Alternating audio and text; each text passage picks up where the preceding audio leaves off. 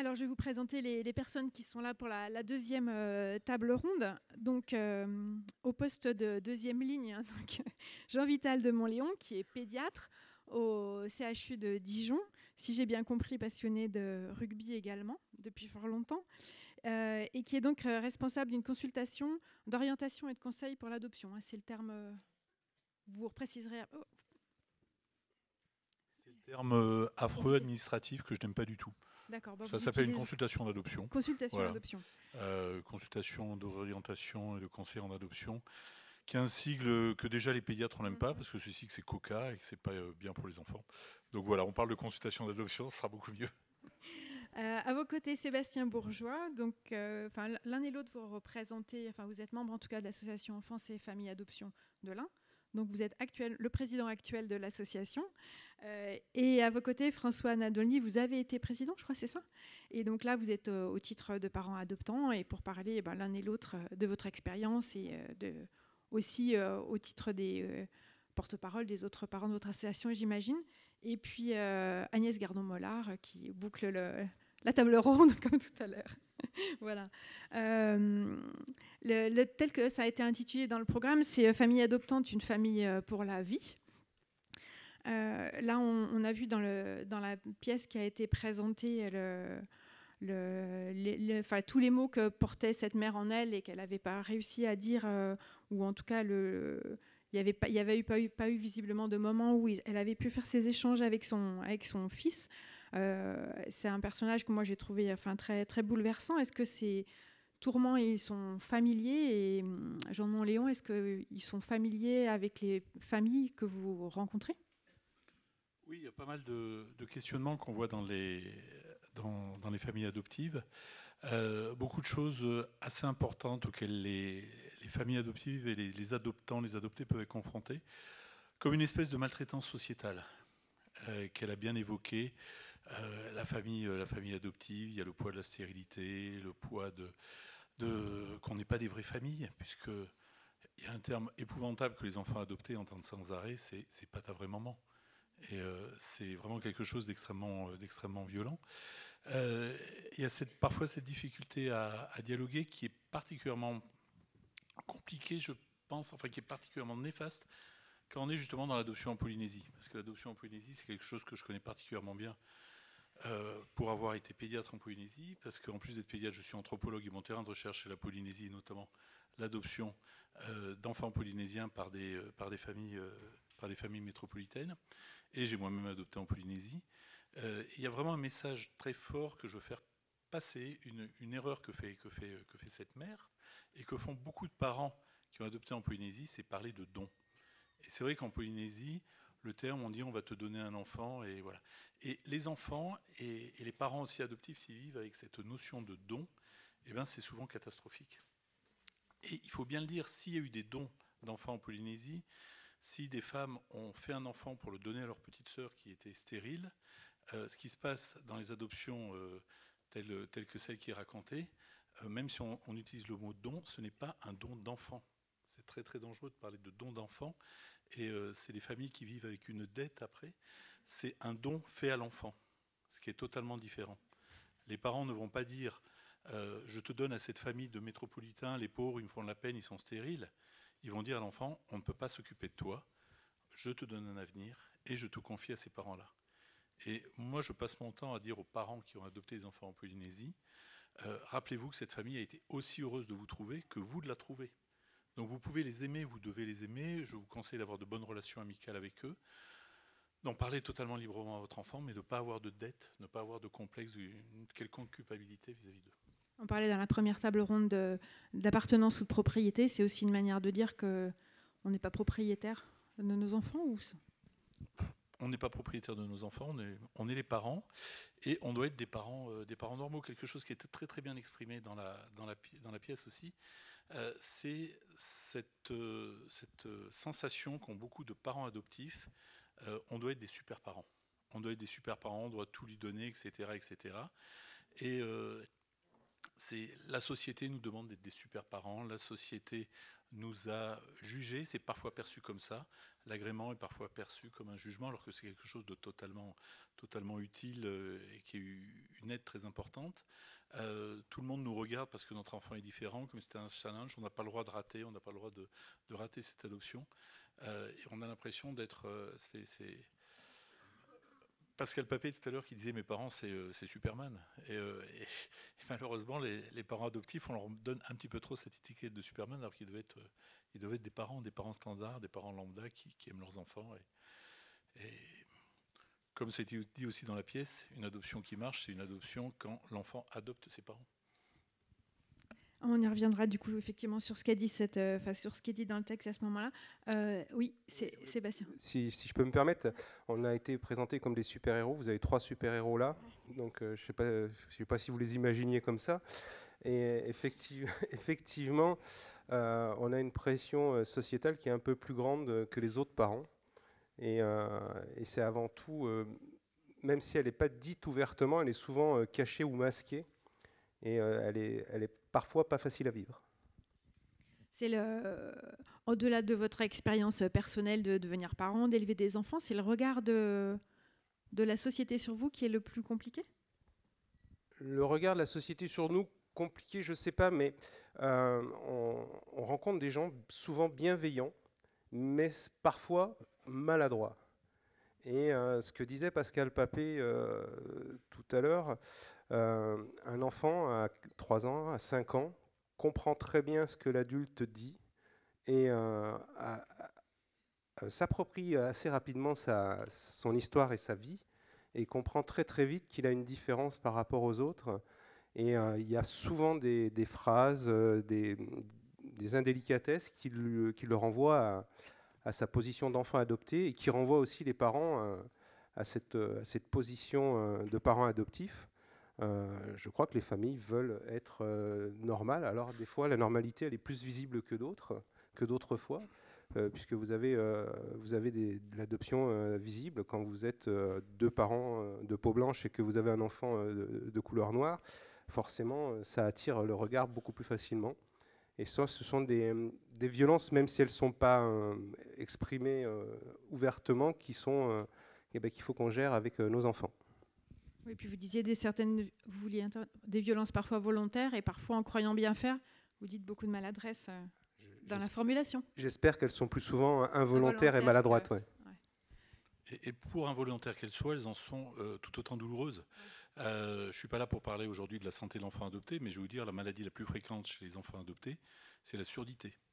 Tous les enfants adoptés sont sourds. Et la preuve, c'est que n'importe qui peut dire n'importe quoi devant eux. Et le nombre de parents adoptifs qui se promènent avec leur enfant qui ne leur ressemble pas, et ce qu'ils peuvent entendre, des gens qui croisent dans la rue. Et vous a coûté combien ? Et ça, vraiment, cela n'a pas fait trop de peine. Et tout ça balancé devant l'enfant. Et c'est bien ce que vous avez fait, vous êtes généreux. Encore nous renvoyer vers le Superman. Et moi, je conseille aux parents, là, répondez la vérité. La gentille petite dame qui promène son petit chien, qui vous dit c'est bien ce que vous avez fait, vous êtes généreux, regardez-la droit dans les yeux et dites-lui non, je ne suis pas généreux, je suis stérile. Ça va la calmer. François Nadolny, vous avez 3 enfants, c'est ça ? C'est oui. L'aîné et le cadet. L'aîné et le Benjamin. Et le Benjamin. Voilà. Vous avez vous aussi le sentiment d'être des parents particuliers ? Je dirais on est des parents particuliers, surtout du fait du regard des autres. Mais en fait, maintenant, avec le recul, on est d'abord des parents et on est des parents pour la vie, quoi. Et ça rejoint la première partie de l'après-midi où c'est clair que les enfants, ils ont besoin de quelque chose de sûr, ils ont besoin de sécurité. Donc là, comme je savais que j'allais venir, je les ai un peu questionnés. Et donc, ce qui est intéressant, c'est de savoir qu'en fait, aujourd'hui, ils sont contents de la vie qu'ils ont. Alors qu'il y a des périodes, moi, aucun n'a été capable d'écrire quand ça n'allait pas, parce que certains moments, c'est plus difficile que d'autres. Mais bon, on s'aperçoit que maintenant, c'est apaisé. On a réussi à passer les vagues et puis... Des périodes plus tourmentées, parce qu'ils sont grands, vos enfants, c'est ça ? Ils sont grands, vos enfants 31, maintenant, 30 et 28 ans. Ils sont grands, vos enfants, c'est ça ? Donc, les filles, on n'a même pas dégoûté qu'elles soient parents, donc elles sont mamans maintenant. Et vous êtes grands-parents. Ouais. Voilà. Agnès Gardon-Mollard, c'est aux autres qu'il faut parler de familles normales, ou c'est aussi parfois aux familles adoptives que vous rencontrez qu'il faut convaincre que ce sont des familles comme les autres? C'est aux deux. C'est compliqué pour les familles adoptantes parce que l'agrément est donné par exemple dans l'un par le service adoption, et puis après on leur dit si vous avez un souci, n'hésitez pas à nous appeler. Sauf qu'ils se disent on s'est fait 9 mois d'agrément, de machin, où on nous a dit ah ouais, ah bon, parce que aussi compétents et aussi bienveillants que soient les travailleurs sociaux du département, ils font quand même dire ah ouais, dire ah bon, ça dépend ce qu'on vous raconte, vous pouvez vous dire il a dû quand même garder quelques traces. Voilà. Ils ont leur agrément. Un enfant leur est confié et après, on leur dit vous n'hésitez pas, si vous avez un problème. Voilà. Mais en même temps, pendant ce temps-là, on doit faire des rapports qui va permettre qu'ils déposent leurs requêtes et ces rapports, il faut qu'ils soient favorables. Comment voulez-vous que dans leur parcours, ils se disent pas j'ai intérêt à avoir aucun problème et à montrer que je sais tout faire? Sinon, ils vont me faire un rapport et le procureur, parce qu'on recommence, hein, le procureur il prend la requête, il y a un juge qui dit ah ouais ça paraît bien. À une période, on en était quand même à fournir à la justice, au-delà des rapports du département, des attestations d'écoles et de voisins pour prouver qu'on avait vu que vraiment ils s'occupaient de leurs enfants. Après, c'est vrai qu'on a le droit de demander toutes les preuves qu'on veut, mais c'est vachement sympa d'aller voir son voisin. Bonjour, excusez-moi. Alors pour la haie, on s'est un peu engueulé l'autre jour, mais est-ce que vous pouvez me faire une petite attestation en disant que vous voyez que je m'occupe de mes enfants? Vous voyez à quoi on conduit les gens? Et quand on les a conduits à tout ça, on prête quand ils ont un problème, parce que c'est une famille normale avec des enfants, normalement vous avez des problèmes. Hein. Sinon, il y a un souci pour vos enfants. Enfin, bon. C'est un peu là où on est hors des normes quand on n'a vraiment pas de problème du tout. Oui, voilà. Donc quand ils ont un problème, on leur dit comment ça, ils ont un problème? Enfin, ils l'ont voulu, ils ont adopté. Donc, ils ont un problème. Voilà. Comment, avec tout ça, on peut les conduire à être tranquilles, à oser dire les choses, à oser venir demander de l'aide, à oser être des parents comme tout le monde? Pour moi, vraiment, la question, c'est ça. Le droit des parents adoptants à avoir une histoire particulière, une filiation particulière, mais à être une famille comme les autres. Jean de Montléon, est-ce qu'on a, ça reste quand même une filiation hors norme et très particulière.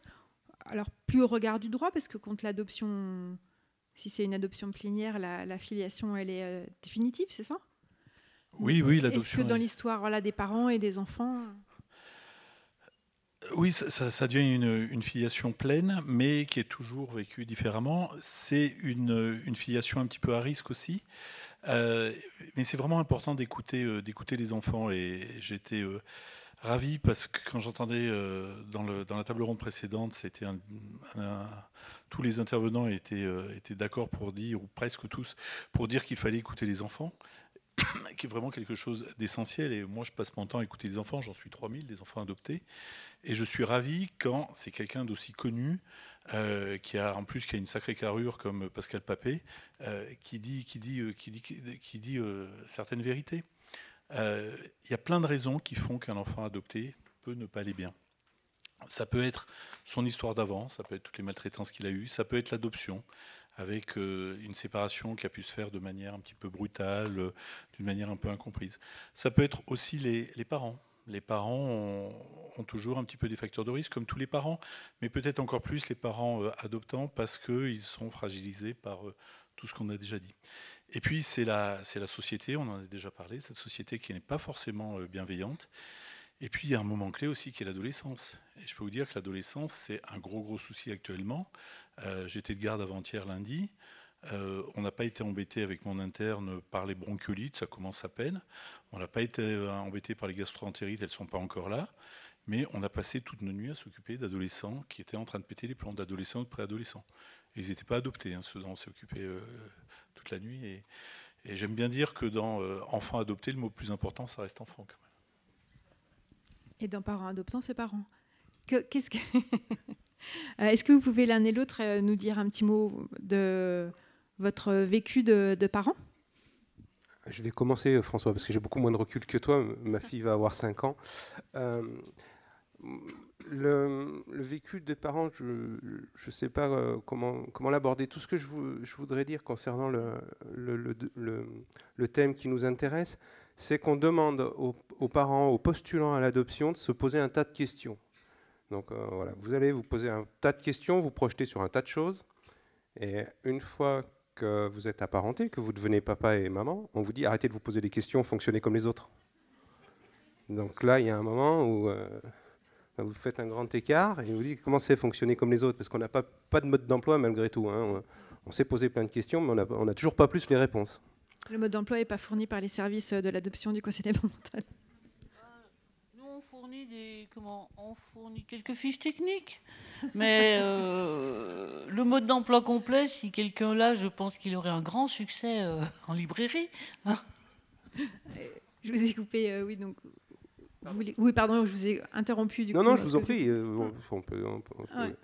on peut échanger là-dessus. Après, voilà, il n'y a pas de modèle, il n'y a pas de...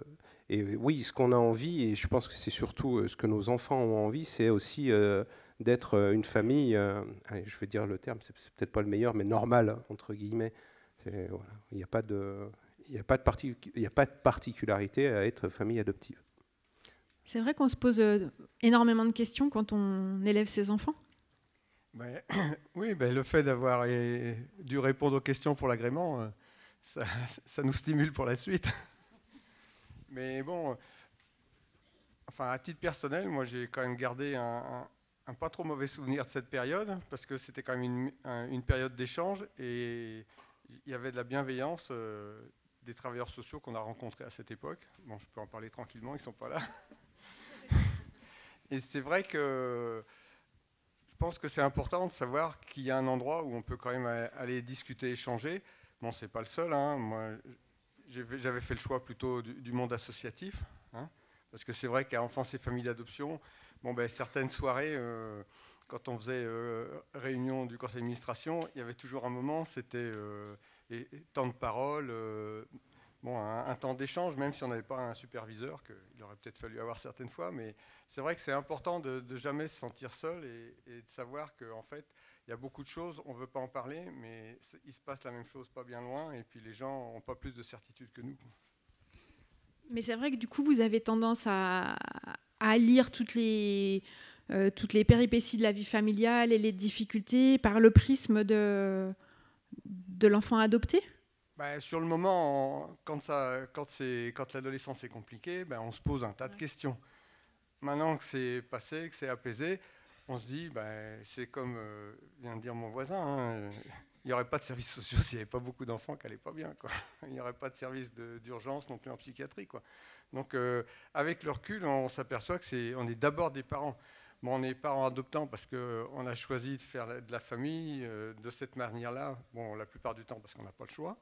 Hein, alors à l'époque où j'adoptais, il y avait quand même des familles qui adoptaient après avoir eu des enfants biologiques, hein, par idéal. Hein. Nous, c'était la solution pour faire famille. Mais ce qui est dur, oui, c'est plus le regard des autres. C'est-à-dire que quand vous rentrez ou quand vous accueillez un enfant à la maison, vous êtes un dieu vivant, mais pas loin. Mais tout le monde est là en embuscade. Et puis si ça va pas bien, s'il n'est pas bon à l'école, si vous répond, là, on vous l'avait bien dit, quoi. Qu'est-ce que vous êtes allé vous compliquer la vie à aller adopter et à lutter contre les liens du sang? Je crois que quand même, au fond des gens, c'est très imprimé, quoi. C'est ce que vous entendez beaucoup, ça, à la fois l'idéalisation d'un côté et puis la descente en flèche quand il y a un souci. Oui, c'est très humain et c'est oh là là, je suis bien content de ne pas être passé par là, quoi. Et c'était très bien dit dans la presse, dans la pièce, pardon, pour le nombre de spécialistes de la stérilité qu'on retrouvait dans la famille. Je peux vous dire que le nombre de spécialistes de l'adoption qu'on trouve dans la société, c'est énorme. Hein. Tous les gens qui vont bien vous conseiller parce qu'ils ont une grande expérience, parce que le beau-frère de la sœur, du mari, de la coiffeuse, il a adopté un chien, celui qui lui a donné le chien, lui-même, il a un petit-neveu qui a adopté. Et alors, il n'y a que deux solutions. Soit c'est « Oh là là, qu'est-ce qu'il est mignon, qu'est-ce qu'il est adorable. Oh, c'est des gens généreux, vous savez. » Ou alors la deuxième solution, parce que l'enfant a un peu grandi, que c'est un adolescent rebelle qui écoute du rap à tue-tête. Ah, ça c'est sûr, qu'en adoptant, ils auraient des soucis. Hein, c'est marqué partout. Donc c'est le même enfant, la même famille qui est jugée dans ces côtés-là. Et c'est vrai qu'il y a souvent une dualisation entre l'idéal et et l'enfer. Pourquoi il y a une consultation adoption spécialement en pédiatrie? Alors, cette consultation, j'ai eu l'idée de la créer en pensant que j'aurais quelques familles de Bourgogne qui viendraient me voir. Je ne pensais pas qu'il y aurait un tel besoin. Et il y a 3 buts. Il y a la première chose qui peut sembler évidente pour une consultation de pédiatrie, c'est une consultation d'accueil. Donc un enfant vient d'arriver et on fait le point pour savoir s'il n'a pas de parasites, s'il n'est pas trop dénutri, etc., etc. Mais j'en profite, c'est mon côté anthropologique, pour faire le point sur plein d'autres choses. Je parle beaucoup aux parents de leur parcours avant. J'essaye de savoir le maximum de choses sur le parcours de l'enfant, un maximum de choses sur la rencontre. Comment ça s'est passé, quel que soit l'âge de l'enfant, comment ça s'est passé, comment sont passés les premiers jours, dans la maison, donc beaucoup de prévention aussi. Il y a un deuxième type de consultation qui est le suivi, alors des enfants que j'ai déjà vus ou que je n'ai jamais vus, que je peux voir 3 mois ou 30 ans après leur adoption pour un problème médical, psychologique, social, sociétal, supposé être en rapport avec l'adoption. Et puis le dernier type de consultation qu'on a mis au point, qui est le plus récent et qui est celui qui a le plus le vent en poupe, c'est les consultations avant l'adoption, où des familles viennent me voir pour avoir des conseils avant l'adoption. Donc c'est complètement en parallèle. Je vois d'autres choses que l'agrément, un autre accompagnement. Et c'est souvent des conseils de santé, mais j'en profite pour faire passer pas mal d'autres conseils aussi pour que la rencontre se passe bien aussi. Vous évoquiez tout à l'heure la différence entre le fait d'avoir après un enfant qui ressemble ou un enfant qui est visiblement différent. Est-ce que, Jean de Montléon, ou vous, c'est la donne au départ, si c'est une adoption internationale ou une adoption en France, elle est un peu différente pour faire famille, comme vous dites ou...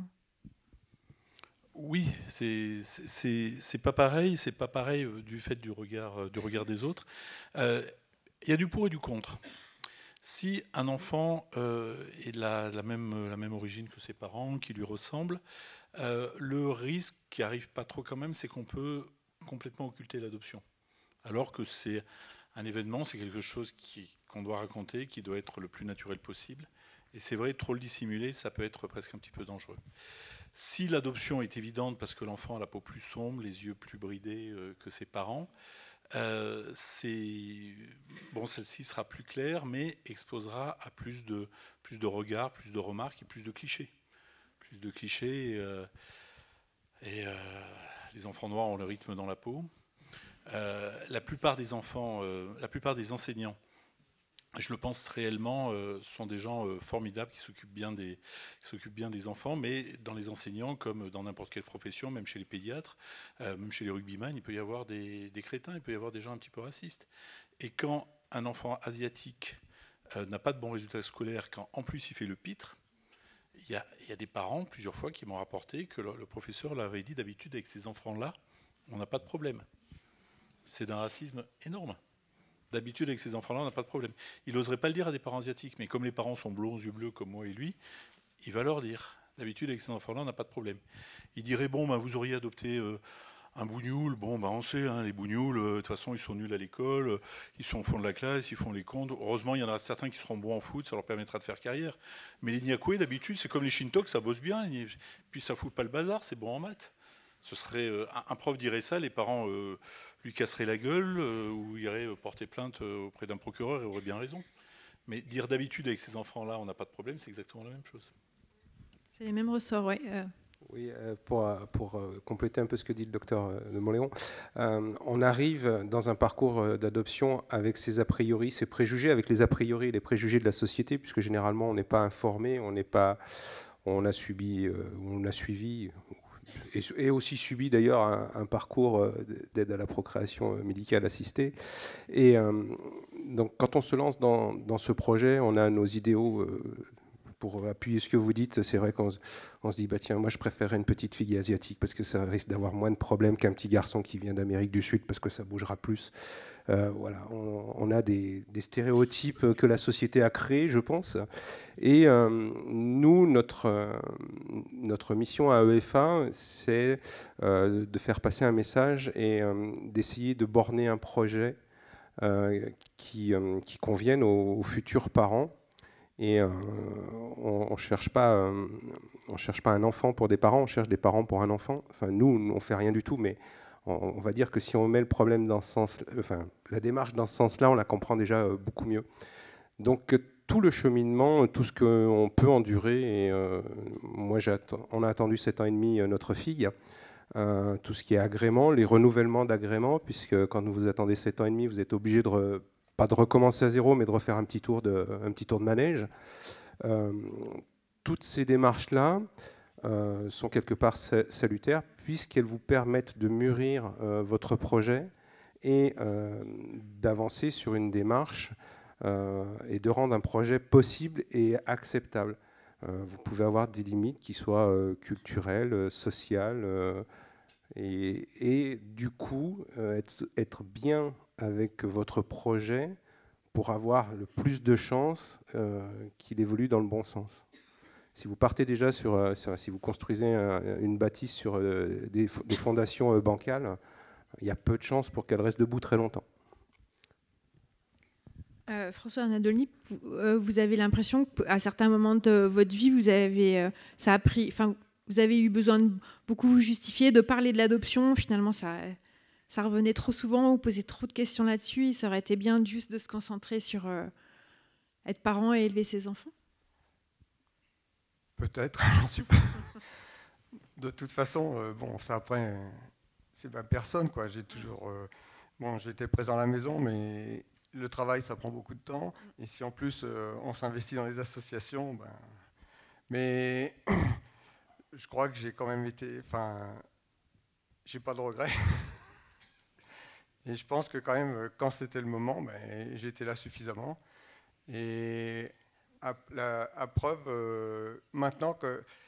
Bon, ce qui est intéressant, c'est quand ces enfants deviennent adultes, et surtout quand ils se mettent à vivre en couple, ou alors quand ils deviennent parents, on peut discuter d'un tas de trucs. Il y a beaucoup de choses qui, enfin, ils comprennent, alors qu'on leur a asséné, on pensait, je sais pas, moi, jeter des grains de riz partout dans la maison. Et en fait, on s'aperçoit que tout ce qu'on a semé, ils l'ont mis quelque part. Bon, quand c'est l'adolescence, ce serait vraiment trop bête que de dire « t'as raison, papa ». Ce serait vraiment assez nul. Mais donc ça, moi, ce que j'ai envie de dire, c'est que il faut pas lâcher et surtout leur faire confiance. Et c'est ça qu'ils ont le plus important. Et c'est de ça qu'ils me témoignent maintenant, c'est de dire vous nous avez toujours aimés, vous nous avez toujours portés, vous nous avez toujours poussés, quoi. Et on a l'impression qu'ils ont oublié ces moments d'affrontement qu'on peut voir aussi dans la pièce, quoi. C'est la crème de ce que vous avez vécu qui reste au bout du compte. La crème, il y en a plusieurs moments. C'est d'abord quand on accueille l'enfant, quand on rentre chez soi avec. Hein, bon. Surtout que nous, on les a adoptés à l'étranger. Donc c'est quand même une sacrée histoire, hein, parce qu'il faut convaincre pour avoir l'agrément. Après, il faut convaincre pour que quelqu'un qui vous a jamais vu... Un petit peu plus bas. Pardon. Il faut convaincre des juges ou des travailleurs sociaux de l'étranger que l'enfant pour qui cherche une famille, la vôtre, elle sera bien. Donc ça, c'est important. Et c'est vrai, il faut sortir du pays parce qu'il y a quand même des administrations, tout un tas de papiers à faire. Même s'il n'y a pas beaucoup de républiques bananières, moi j'ai toujours eu un gros stress quand on passait la police des frontières de l'État qu'on quittait, parce qu'il faut quand même reconnaître que pour un pays, laisser partir ses enfants, c'est quand même dur, quoi. Et puis la deuxième crème, c'est après, quand on discute maintenant, je leur ai posé des questions, parce que je ne savais pas trop qu'est-ce qu'on allait me poser comme question, donc je leur ai demandé poser des questions pour savoir un peu... en fait, en plus des réponses aux questions, c'est ça, c'est qu'ils disent, je suis content de la vie que j'ai, donc ça, c'est, je pense, le plus beau cadeau qu'on peut avoir. Et ça, c'est une crème solide. Le fait qu'une de vos filles, c'est ça, est devenue maman, ou plusieurs, je sais pas. Oui, j'ai 2 filles, un garçon. Les 2 filles sont devenues maman, mais le garçon patiente encore. Est-ce que le fait... Alors, il ne m'a pas tout dit. Prochaine discussion. Est-ce que la maternité de vos enfants, ça a été un moment où, du coup, il y a d'autres choses qu'on peut se dire avec vous? Disons que donc, sur les 2 filles, c'est l'aînée qui a adopté. Et donc, c'est sûr que ça lui a posé des questions. Alors, comme on avait été incité à lire pour être des bons parents, j'avais lu quand même que les mamans, les jeunes femmes, quand elles devenaient mamans, les enfants adoptés se posaient des questions. Donc j'avais essayé de tendre des perches, j'ai dit non, tout va bien. Et puis, je sais pas, 1 an après, EFA me dit ce serait bien que tu viennes témoigner en tant que grand-père. Bon, je dis d'accord, mais ce sera peut-être plus intéressant si je peux recueillir le témoignage de ma fille aînée. Et donc là, elle a écrit un texte et on s'est aperçu que là, elle a commencé à plus se poser de questions sur qui était sa mère. Et surtout, ce qui m'a interpellé, c'est qu'elle a dit quand l'enfant est né, j'ai eu du mal à m'attacher et je m'y suis vraiment attaché que quand il a eu l'âge auquel j'étais adopté. Donc c'est une chance, elle a été adoptée à 2 mois. Mais ça, c'est très fort, quoi. Moi, ça m'a vraiment remué, quoi. Ça m'a vraiment... Pascal Papé parlait aussi tout à l'heure de sa difficulté à dire les choses pendant longtemps, qu'il y avait des mots qui sauvent, et c'était par exemple ce qu'avait su lui dire sa mère, et des mots qui peuvent tuer. Autour de cette question de la communication, de se dire les choses, dans votre consultation, c'est un lieu où vous essayez de faire sortir tout ça ? Ah oui, complètement. Et j'essaye, les enfants, dès qu'ils sont un petit peu grands, j'essaye de les voir tout seuls, sans les parents, en expliquant bien devant les parents, si tu as un secret à me dire, que tu veux que je ne répète pas à tes parents, je sais tenir les secrets, et puis je laisse parler les enfants librement.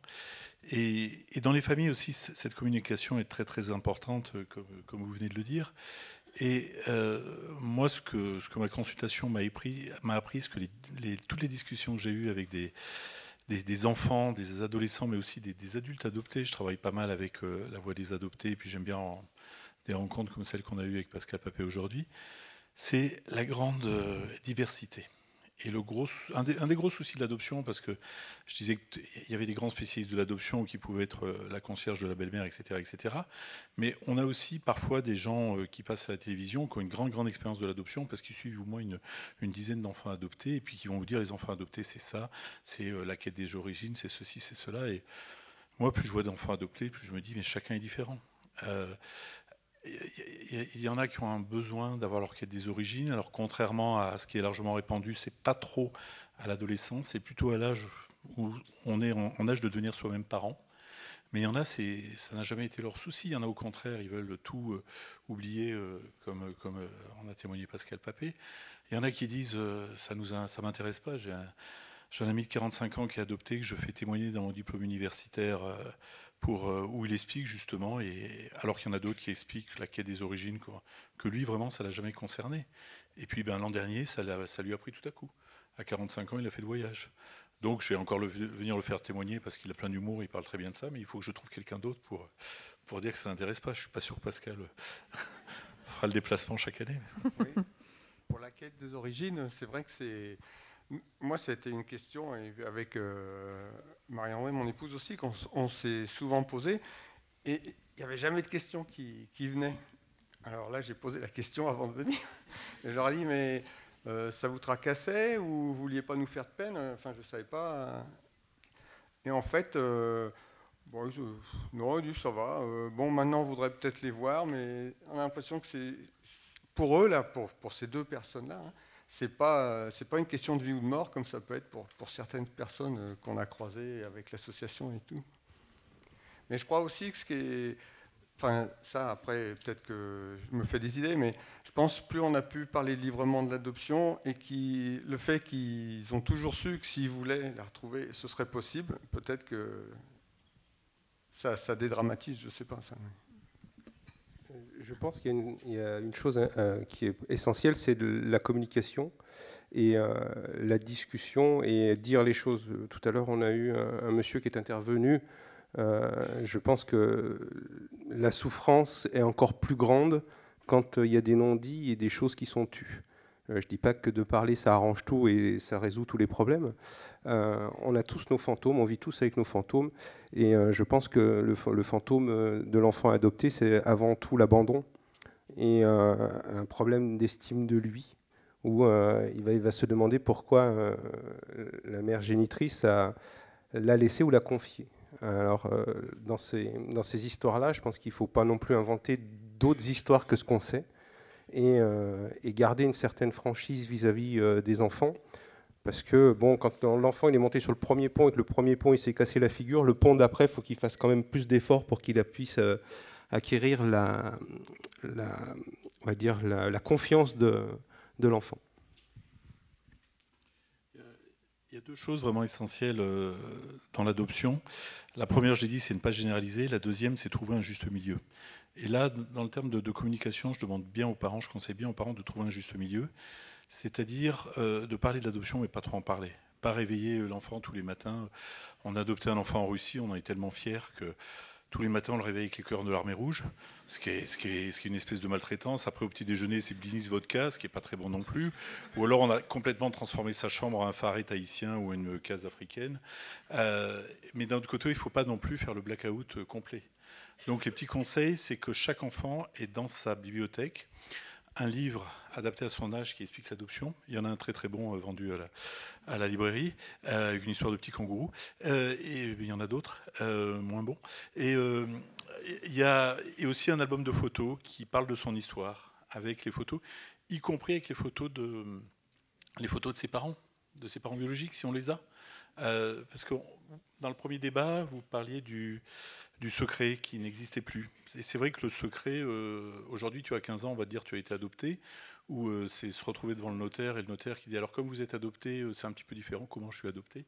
Ça se passait il y a quelques générations, ça ne se passe plus ou presque plus. Mais il y a encore plein de petits secrets, des gens qui viennent me dire, je sais qu'il a des frères et sœurs, je n'en ai pas parlé, j'attends quand. J'ai une photo de sa mère, je lui montre quand. Avant-hier, parce qu'il vaut mieux une mère réelle qu'une mère fantasmée. Et en Polynésie, on avait l'impression aussi dans la pièce que la maman lui avait jamais trop raconté son histoire. Et c'est particulièrement dommage en Polynésie, qui sont des adoptions ouvertes, où c'est finalement beaucoup plus facile de raconter l'histoire, plutôt que de faire une grande révélation des années après. Donc, juste milieu, encore et toujours et pour tout. C'est une des difficultés des parents adoptifs, c'est dans lequel on a très souvent et très très vite des questionnements de l'enfant. Mais où doit-on s'arrêter dans l'explication et comment doit-on le faire ? Quand vous avez un enfant de 3 ans qui regarde son album photo depuis le début, puisqu'on a la chance de l'avoir, où il constate sur ses photos qu'il n'y a que Doudou qui est là. Il n'y a personne d'autre, puisque ma fille était en pouponnière. Et elle a remarqué très très vite que sur les premières photos, avant qu'on apparaisse, il y avait quand même Doudou. Et elle a toujours Doudou. Donc voilà, est-ce qu'après on fait oui, alors vois-tu, tu as été adopté, ça fait. Et est-ce qu'on part sur. C'est notre difficulté à nous, parents adoptifs, moi actuellement, grosso modo, on va dire, où on s'arrête quand elle pose des questions. Alors, nous, on a de la chance, c'est qu'elle pose la question, elle se plante en face de vous, et une fois qu'elle a sa réponse, elle fait demi-tour, elle retourne jouer avec ses poupées. Et on reste souvent comme deux ronds de flanc, à se regarder en disant bon, suite au prochain épisode, on ne va pas aller lui courir après, je pense que ce que voulait dire le docteur de Montléon, on ne va pas lui courir après en disant attends, j'ai pas fini de te raconter l'histoire, il en reste. Hein. Oui, pas lui en dire plus que ce qu'elle a envie d'entendre à ce moment-là. Je pense que... Enfin, moi, je me souviens, quand on a eu le projet d'adopter et qu'on avait décidé d'adopter en adoption internationale, on en avait parlé beaucoup autour de nous parce qu'on cherchait des pistes. Et c'est vrai qu'après, une fois que l'adoption... on a toujours eu beaucoup d'amis, on a toujours été soutenus. De toute façon, on fait vite le tri. Hein. Dans des cas comme ça. Mais c'est vrai que quand l'enfant est arrivé, ça a été un peu... on a eu quelques jours. En fait, le fait d'avoir adopté très loin, le premier enfant, on l'a adopté au Chili, donc le temps de faire les papiers, on a quand même été 15 jours à l'abri, quoi. Rien que tous les 3, ça c'était vraiment super. Et après, quand on est rentré, les gens qui vous ont supporté, c'est quand même bien de les recevoir. Et donc nous, on a raconté la même histoire plusieurs fois devant l'enfant. Et donc c'est vrai que nous, on n'a jamais eu il n'y a pas eu un entretien solennel de recadrage à l'adolescence en disant, voilà, c'est peut-être à cause de ça que ça ne va pas. Et donc, pour continuer avec Muriel, la fille aînée, quand elle a eu 20 ans, elle s'est cherchée un peu, elle a fait un travail avec un psychologue, et elle m'a dit, mais pourriez me réexpliquer pourquoi vous m'avez adopté et comment ça s'est passé ? Et donc là, on a écrit une lettre avec sa mère. Et puis j'ai joint le jugement avec lequel on était rentré. Et donc je l'ai laissé. Et puis un mois et demi après, je lui ai demandé, et alors, tu as lu le jugement et est-ce que tu as retrouvé en fait ce qu'on t'avait dit? Donc elle a dit oui, en fait, je le savais, c'était au fond de moi, mais c'était bien de le lire. Et donc c'est vrai que c'est bien de pouvoir vérifier, mais en fait, tout le temps où on est parent, c'est à l'aveugle. Hein. Voilà, mais ça, je pense que c'est très général. Hein. Tout à fait. Agnès Gardon-Mollard, la plupart, je ne sais pas combien il y a d'adoptions, plus beaucoup dans le département de l'Ain maintenant. C'est plus compliqué que ça dans le département de l'Ain, puisque comme on pratique le tiers affectif depuis 10 ans, un certain nombre de parents ont eu leurs enfants affectivement adoptables avant qu'ils soient juridiquement adoptables, même si on savait que le placement était déjà sécurisé. Donc actuellement en attente, il ne reste que 100 familles dans l'Ain qui sont en attente d'adoption. Quand je suis arrivée il y a 10 ans, ils étaient 287. Je ne dirais pas que les 287 ont adopté, mais il y en a qui ont adopté. Il y en a qui sont passés par le chemin de tiers affectif. Il y en a qui sont passés à autre chose, parce que c'est aussi un droit. Il y en a qui se sont tournés vers des parrainages. Il y en a qui ont fait des bébés. Il y a plein d'histoires possibles à travers l'adoption. Ce qui est intéressant, et pour ça on peut remercier les familles qui sont agréées, les familles adoptantes du département de l'Ain, c'est qu'elles ont fait la même évolution que le département. Ils sont engagés dans des aventures avec nous, en confiance, hein, et à la limite, ils auraient pu se dire ils sont un peu cinglés, ce qui est sans doute vrai, mais ils sont partis dans des histoires en lien avec des enfants, en acceptant le jeu, hein, qui est de dire c'est sûr, il va rester chez nous, c'est sûr, on va être sa famille pour toute sa vie, mais juridiquement, ça sera reconnu à un temps X qu'on ne peut pas maîtriser. Donc c'est pour ça que je suis un peu... Parce que là, vous parlez du tiers affectif, c'est ça? Ouais, mais que nous, on a mis en place il y a déjà plus de 10 ans. C'est-à-dire, donc vous confiez à un enfant qui n'est pas encore adoptable, c'est ça? À une famille qui, par ailleurs, a l'agrément, mais avec la perspective raisonnable que l'enfant pourra être adopté et qui restera dans cette famille-là. Et que ça commence. Alors, qui restera dans cette famille-là, c'est sûr, et qui sera adoptable à un moment X. Jusqu'à présent, notre plus grand délai était 7 ans. Ça, c'est ce que permet un peu mieux la loi de 2016 ou la pas, loi franchement la loi de 2016, elle a donné un cadre légal à une position départementale. Et elle a reconnu l'intérêt de sécuriser les parcours avec tout le respect et le remerciement qu'on peut présenter aux familles d'accueil. Pour certains enfants, c'est pas suffisant parce qu'on sait que quand Monsieur le juge expliquait que on est sur le premier travail, c'est envisager le retour chez les parents, ok, mais il y en a, on sait que ce ne sera jamais possible. Certaines familles d'accueil disent, mais de toute façon, pour nous, il fait partie de la famille. Certains enfants, hein. Donc vous inquiétez pas, au-delà de tout, au-delà du placement, il restera l'enfant de la famille. Certains autres disent non et c'est aussi légitime, et là il faut le retrouver en famille pour toute leur vie. Des adoptions qui se sont très mal passées, qui sont mal terminées, il y en a eu de votre carrière au département? Dans ma longue carrière, il n'y a eu qu'un réabandon réel, hein, signé dans ma longue carrière. Après, j'avais l'espoir qu'aujourd'hui, vous puissiez écouter Francie, qui est une jeune qu'on a accompagnée avec monsieur Nicolas, qui est directeur d'un établissement dans la pièce, et avec un médiateur. Francie, effectivement, elle a été replacée à la demande de ses parents, et je dirais à la limite aussi à sa demande. Pour moi, un placement d'un enfant adopté ne veut pas dire que c'est un échec, hein, on ne se trompe pas d'histoire. Et à travers cet éloignement, ils ont pu chacun prendre conscience de leur côté. Francie, qu'en fait, ses parents n'attendaient pas une grande chose comme elle. Et elle, qui n'avait pas bien compris que l'adoption, c'était quitter son pays, ses frères et sœurs. Et puis, comme les gens sont sympathiques, quand on dit bonjour pour les paroles malheureuses, au moment de monter dans l'avion, le travailleur social qui l'accompagnait lui a dit, au fait, je voulais te dire, ta maman a accouché d'un autre petit frère. C'est vrai, c'était vraiment le moment de la placer. C'était fait. Voilà. Donc Francie, elle a fait tous les efforts de la terre. Elle a appris le français en 6 mois, elle était bonne à l'école, voilà. Tous les efforts de la terre. Mais pour les parents, cette grande chose, alors comme ils avaient attendu très longtemps, je pense qu'à un moment, c'est aussi parfois le risque, ils n'ont pas osé dire non. Donc ils sont rentrés avec cette grande chose. C'était pas du tout ce qu'ils attendaient. Donc ils n'ont pas pu s'adopter en vrai, enfin en tous les cas, que dans la violence ou dans l'affrontement. C'est pour ça qu'il y a eu une séparation. Tout un travail de fait. Ils ont repris des liens et, comme dit Francis, ils sont devenus de parfaits grands-parents. Et là, ils sont beaucoup plus à leur place et ça se passe beaucoup mieux. Et quelque part, ils ont pu créer quand même un système familial où personne n'a rompu, même s'il a fallu cette phase-là pour que les choses se passent.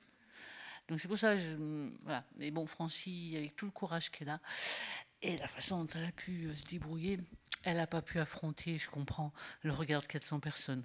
Voilà. Dans la pièce, tout à l'heure aussi, le personnage, la mère disait une question, la question, est-ce que mon fils m'a accepté? Est-ce que mon fils m'a adopté? C'est pas finalement une question que se posent tous les parents à un certain moment, notamment à l'adolescence, quand les enfants se relivent? Non, pas forcément. Il faut se la poser avant l'adolescence. Il faut se la poser avant l'adolescence. Et c'est vrai, comme je disais tout à l'heure, une adoption réussie, c'est quand les enfants ont adopté leurs parents.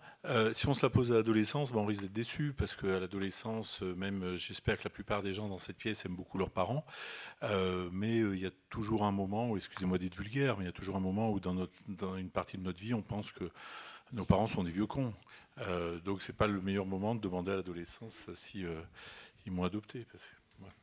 Il y a d'autres moments avant ou après, c'est beaucoup mieux. Est-ce que certains ont des remarques, des réactions ou des questions? On va récupérer deux micros. Pendant qu'on fait circuler le Oui, micro, moi ouais. je voulais simplement dire que que ce soit des enfants nés naturellement ou des enfants adoptifs, il faut créer des liens. Et quand on crée des liens, il faut que ce soit réciproque. J'aime bien Saint-Exupéry dans le passage avec le renard, où il apprivoise le renard. Et qu'est-ce que c'est qu'apprivoiser? C'est créer des liens. Et pour le moment, je suis un renard semblable à 100 000 autres renards. Et si tu m'apprivoises, je deviendrai pour toi unique au monde et tu deviendras pour moi unique au monde. Donc je trouve que c'est une définition de la création de liens qui est plutôt belle et qui montre aussi une certaine réciprocité. C'est l'histoire de la paternité ou de la maternité en général, ça, non? Oui. Aussi, après, ouais. on peut se poser la question, même avec des enfants faits maison, comme on dit chez nous. Oui. Pour l'histoire des enfants qui adoptent les parents, je pense que c'est un peu inégal parce que nous, il y a tellement longtemps qu'on y réfléchit, et alors que ça se passe dans un laps de temps souvent beaucoup plus court, quoi. Enfin, moi, j'ai adopté la première fois, Muriel, elle avait 2 mois, et Olivier, quand il est arrivé, il avait 3 ans. Donc, c'est quand même court, quoi. Et puis, je pense aussi pour des enfants qui viennent de l'étranger, c'est un tel choc, quoi. C'est plus les mêmes odeurs, c'est plus les mêmes sons, c'est pas le même rythme. Enfin, il y a un tas de choses. Enfin, je pense que ça doit être important. Comme sortir d'un utérus après 9 mois. Bon, ça va alors. C'est là où le pédiatre et l'anthropologue se rejoignent. Des fois, on se torture trop par des questions. Alors néanmoins, avez-vous des questions?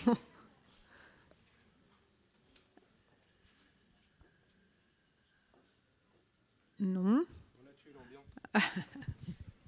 Ah oui, pardon. Oui, monsieur, allez-y. Oui, merci. J'adore cette journée. Je suis un ancien assistant familial qui a fait l'adoption d'un premier accueil. Donc ça a été particulier parce que le fait que nous puissions accueillir cet enfant pendant un temps nous a permis de créer ce lien, nous a permis de créer cette rencontre qui est très importante. Et c'est à la demande effectivement de notre fille que nous sommes devenus parents. Donc il y a eu plein de belles choses dans cette histoire. Et je rejoins tous les intervenants qui disent que d'abord, chaque histoire est bien particulière, qu'il s'agit effectivement d'une rencontre, et que finalement, dans mon cas, mais ça a été quelque chose de très naturel qui s'est passé. Donc je n'étais pas en questionnement d'attendre, je n'étais pas en questionnement par rapport à ma position d'assistant familial et ensuite de parents, et en plus de parents adoptifs. Donc ça s'est passé d'une manière naturelle. Je crois qu'il faut effectivement, et je ne suis pas donneur de leçons, mais que les parents adoptifs, effectivement, d'abord, ils sont parents. Premièrement, ils sont parents. Et ensuite, ça devrait peut-être les aider à découler une vie belle et pleine. Voilà, tout simplement. Merci pour votre témoignage. Est-ce qu'il y a d'autres mains qui se lèvent? Il est tard, hein, ouais. Oui. Si je peux me permettre, pour rebondir sur ce que vous dites, ce que je retiendrai d'aujourd'hui, effectivement, c'est qu'on ne peut rien généraliser. On est sur du cas par cas, on est sur allez, je vais essayer de faire le parallèle, sur la microchirurgie, et on est dans de la relation humaine, avec tout ce que ça implique, la relation humaine, avec les incompréhensions, le discours qui est dit, le discours qui est reçu, le discours qui est entendu, le discours qui est enregistré. Et donc, il y a tellement d'étapes dans lesquelles il peut y avoir des distorsions ou des incompréhensions qu'il faut qu'on soit prudent et attentif. Mais ça reste avant tout du cas par cas et de l'aventure humaine. Oui, François. Moi, ce que je voulais dire, en fait, c'est toujours de cette discussion que j'ai eue récemment avec mes enfants adoptés, c'est qu'on voit que ce n'est pas des faits très marquants qui leur reviennent à l'esprit, c'est plus des choses de tous les jours. Par exemple, Olivier, qui est né au Rwanda, donc, il m'a dit, tu vois, je me souviens, les gens nous regardaient quand même un peu interloqués, parce que moi, j'étais un petit noir entre deux grands blancs, quoi. Et puis, mais par contre, il se souvient qu'à chaque fois, on disait, c'est notre fils, et ça, il a retenu ça, quoi. Alors que c'est tous les jours, quoi. Après, il se dit, oh, mais de toute façon, on parlait des origines, alors que quand il avait 5-6 ans, moi, ça m'intéressait beaucoup, tout ce qui se passait au Rwanda. Et alors, il dit, oh, mais vous me cassez les pieds avec votre Rwanda. Bon. Mais maintenant, sur l'entrée de sa chambre, il y a des super affiches qui parlent du Rwanda et tout. Et donc, c'est ça, il faut vraiment écouter ce qu'ils disent. Et en fait, ce qu'ils disent à un moment, enfin, la vérité du jour n'est pas celle du lendemain, quoi, en résumé. Et donc, voilà. Agnès Gardon-Mollard, vous confirmez en tant que professionnel que c'est du sur-mesure, du cousu humain et qu'il n'y a pas un cas qui est comme l'autre? En adoption, mais comme en protection de l'enfance, il n'y a jamais un cas qui est comme l'autre. Donc oui, c'est du cousu humain. Et je sais, j'ai entendu la remarque d'un collègue qui disait que la surcharge, je pense que prendre le temps de faire du cousu humain évite parfois qu'on s'enferme dans des choses beaucoup plus complexes où tout le monde s'épuise parce qu'on n'a plus de solution en dernier pour un enfant, alors que parfois, un peu plus tôt, si on avait pensé certaines choses, des choses qui se seraient mieux déroulées et des solutions auraient été encore trouvables et trouvées et adaptées. Ouais, c'est du cousu humain. Ça, c'était peut-être pas le cas il y a 20 ans ou il y a 30 ans. Il y a eu du progrès. Ouais. Je vous rappelle quand même qu'à une époque de notre vie de femme, si on tombait veuve, comme on disait, on nous plaçait nos enfants au motif qu'en travaillant, on ne pouvait pas les élever dans une bonne moralité. Donc ouais, on a évolué quand même. Non, pour vous prendre un exemple quand même que beaucoup de femmes ont connu, et en plus, comme on plaçait les enfants loin, on disait n'entretiens pas de lien. Vas-y, en Auvergne, voir ton gamin quand tu habites Paris. Mais donc oui, ça a évolué. Ce qui a évolué aussi, je pense, c'est la... Moi, je suis pas comme le juge qui discutait tout à l'heure, qui disait c'est une question de balancier. Non, c'est pas une question de balancier. Je pense qu'à un moment, on a commencé à se rappeler que c'était de la protection de l'enfance. Donc, dans cette histoire-là, il y a des enfants. Et moi, le soutien à la parentalité, je le défendrai toujours parce que je pense que c'est important. Il y a des familles qui en ont besoin.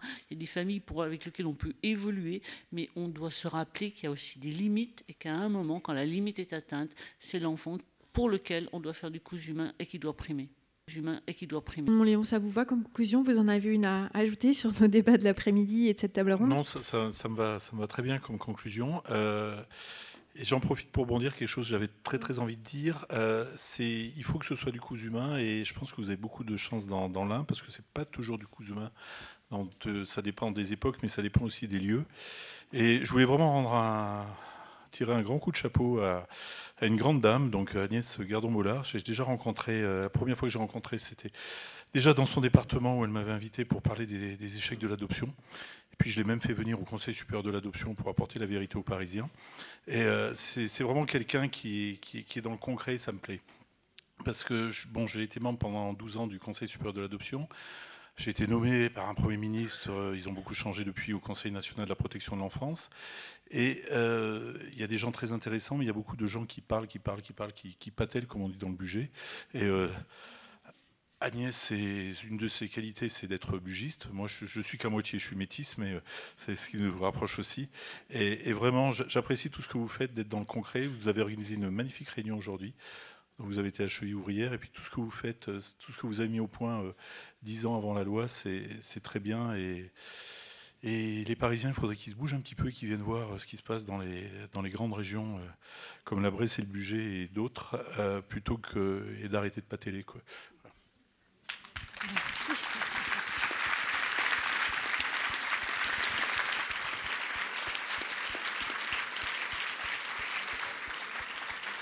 Mais je crois qu'il y a un ou deux enseignements, enfin un ou deux messages de ces deux tables rondes qui font partie sûrement des enseignements de toute une carrière pour Agnès Gardon-Mollard. On vous remercie. D'abord les intervenants. Merci beaucoup de vos témoignages et de vos interventions. Merci.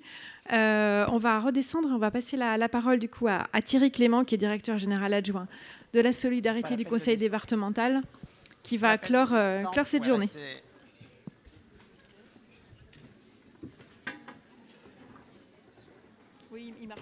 C'est pas la peine de descendre, donc restez avec moi. Je vais pas être trop long parce que je sais que c'est déjà tard. Donc Monsieur Jean-Vital de Mauléon a commencé les remerciements. Donc moi, je voudrais commencer aussi par les remerciements. D'abord à nos intervenants.